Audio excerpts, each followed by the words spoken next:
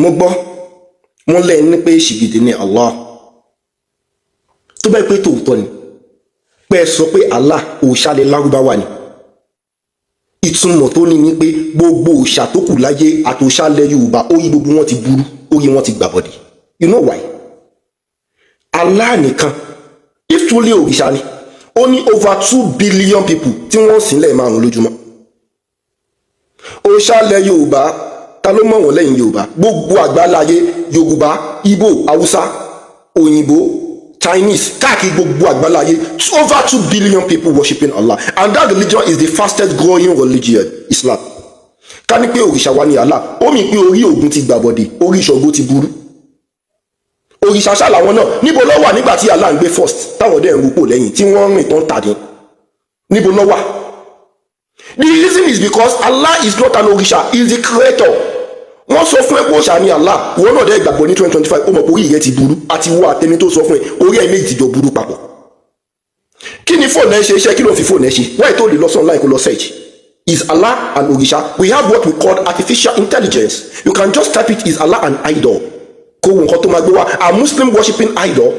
Kó wo nǹkan tó máa gbé wá, are Muslim worshiping Kaaba? Kó wo nǹkan tó máa gbé wá, but instead orí rẹ tó burú kò jẹ́ kó mọ̀ pé fóònù tó yẹ kó ṣe ó jẹ́ kó fi bìrì ní 2025. Ọmọ kan lórí TikTok yìí tó máa ń bú Ọlọ́run tó ń bú ànábì nínú àwọn ẹlẹ́bọ oníṣẹ̀ṣe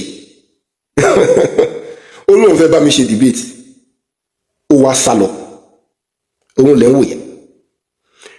Tọ́pìkì debate yẹn gan wà ridiculous, kí a máa sọ pé ṣé wọ́n wọ́n ànábì sí ilẹ̀ Yorùbá, it is a very ridiculous topic. Gbogbo àgbáláyé ni ànábì wá wá fún. Go and search it online, mú fóònù ẹ kó search ẹ. What name is the most popular name in the world? Kò ní gbẹ́lò ní wà fún ẹ, ànábì Muhammad ló máa gbé wá fún. Ta ló mọ Ògún rí, ta ló mọ Ọ̀rúnmìlà? Ta ló mọ Ògún, ta lẹ́ tó mọ Ọ̀rúnmìlà, ta ló mọ Bàtálá rí? Search it on your phone. What name is the most popular name in the world? Bèèrè lọ́wọ́ AI, bèèrè lọ́wọ́ ChatGPT, bèèrè lọ́wọ́ gbẹ́ni sí ànábì Muhammad ni. Reason tó fi jẹ́ bẹ́ẹ̀ ni pé ànábì ni wọ́n sí gbogbo àgbáláyé. Ànábì wá dá sí ìṣẹ̀mí gbogbo ayé. Bí mo ṣe rí mi tó rí mi tí mo jẹ́ mùsùlùmí, gbogbo mùsùlùmí àgbáláyé lájọ bára wa mu. Tí n bá dé UK lénìí, mi yẹ́sẹ̀ máa bèèrè pé bọ́ọ̀lù ẹ̀ ń ṣe ń kírun bíbá, bọ́ ṣe ń kírun gẹ́lẹ́ bí mo ń kírun Nàìjíríà gẹ́lẹ́ lọ ṣe ń kírun UK. Tí n bá dé US bákan náà, tí n bá dé Korea, tí n bá dé China gẹ́lẹ́ mi yẹ́ máa bèèrè bọ́ọ̀lù ẹ̀ ń ṣe ń ṣe wẹ́sìn yẹn. Ẹ wá fi ń wé ẹ̀sìn agbolé tí ó yẹ pé tí eégún kan bá ń bọ̀ tí mi bá ń bọ̀ tó bá pàdé àwọn máa lu ra wọn lálùbami ni. Ẹ wá ń fi ẹ̀sìn rádaràdá ẹ wé ẹ̀sìn Islam ní 2025.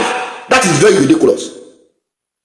Ó wá lóun fẹ́ prove mi wípé ànábì Muhammad sallallahu alayhi wa sallam aṣíwájú gbogbo ẹ̀dá, ànábì tí ò sí irú ẹ̀, kò sí èèyàn tó lu ayé bí ànábì, òun tún lẹ́ni àkọ́tù ọkọ̀ wà jẹ́nà, ànábì Muhammad ni ẹni tó lọ́hún nífẹ̀ẹ́ sí. Muhammadu lẹ́ni tó lọ́hún rán lálá àánú fún gbogbo àgbáyé, gbogbo ìgbà tójúmọ́ bá ti mọ́ àwọn máa yìn ọ́ ní Muhammad. Ànábì jù bá ń lọ, ànábì wa Muhammad kò síbi tí wọ́n ti mọ̀. Ta ló mọ Ògún ní China? Ta ló mọ Ọ̀rúnmìlà ní Italy? Ẹjọ́ ẹ dá mi lóhùn. Ògún yín tẹ̀ ń bọ́ Nàìjíríà tó yẹ lọ́bọ́ ní UK ni.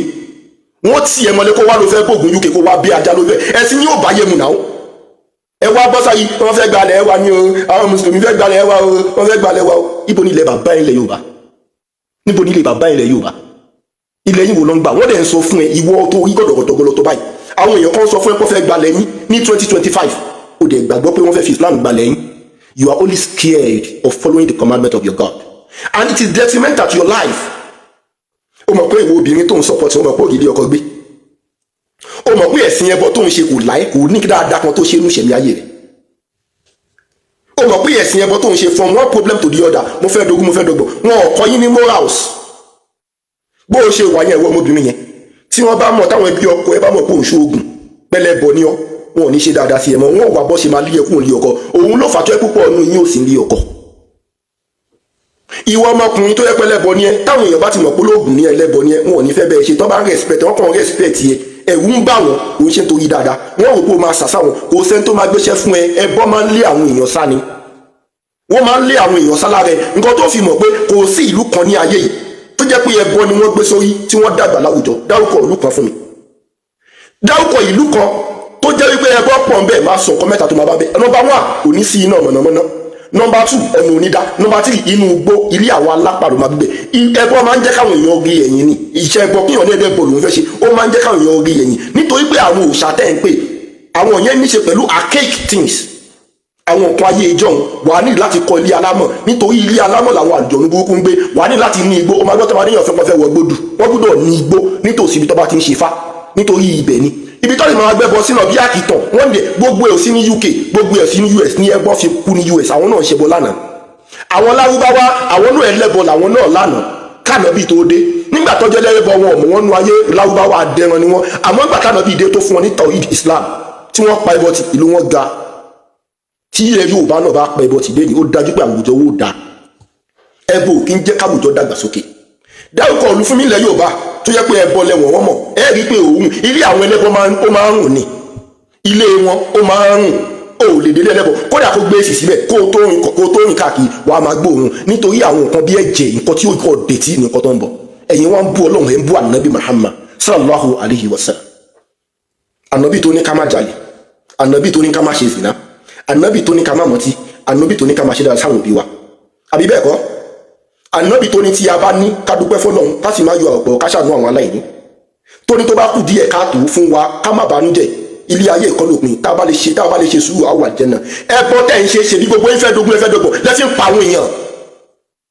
Ó ní ìkànnì òun tóun o, òun ò kí ń lo orí èèyàn o, àwọn ò kí ń lo èèyàn. Ẹranko làwọn ń lo àwọn ẹranko, lọ lo ẹranko ní UK, lọ lo ẹranko US tí wọ́n bá ní tiẹ̀ mọ́lé. Tó bá ní ṣẹ̀wọ̀n lọ pa ẹranko bẹ́ẹ̀ ní ìpàtẹ́ ń pa àwọn ẹranko ilẹ̀ Yorùbá. Odindi olóńgbò ẹ sì lọ ṣẹmọ́ olóńgbò láàyè, ẹ máa ní ẹ̀yọ́nú nìyẹn. Lọ try ní UK tí wọ́n bá ní tiẹ̀ mọ́lé. Ẹ̀yin wá ń sọ̀rọ̀ sálọ. Ẹ̀yin èèyàn tó bá di alẹ́ òní 9 PM ẹ pàdé mi inshallah 9 PM ẹ pàdé mi lórí péjì mi ẹ gbọ́n wíníwíní. Inna dina inda Allahi Islam, ẹ̀sìn ẹ̀yọ̀ kọlọ́dọ̀ Ọlọ́run tọ́lọ́run ó gbà wọn nìkan ní Islam. Wa man yabtaghi ghayra al-islami dina falan yuqbala minhu wa huwa fil akhirati minal khasirin. Ẹnikẹ́ni tó bá tún ní ẹ̀sìn mi lòun ó ṣe yàtọ̀ sí Islam, falan yuqbala minhu, Ọlọ́run ò ní gbà lọ́wọ́ ẹ̀ wa huwa fil akhirati minal khasirin. Tó bá dọjọ́ ìdájọ́ ìwé onítàn yóò máa bẹ́ẹ̀ náà tí ó ṣòfò. Assalamu alaikum.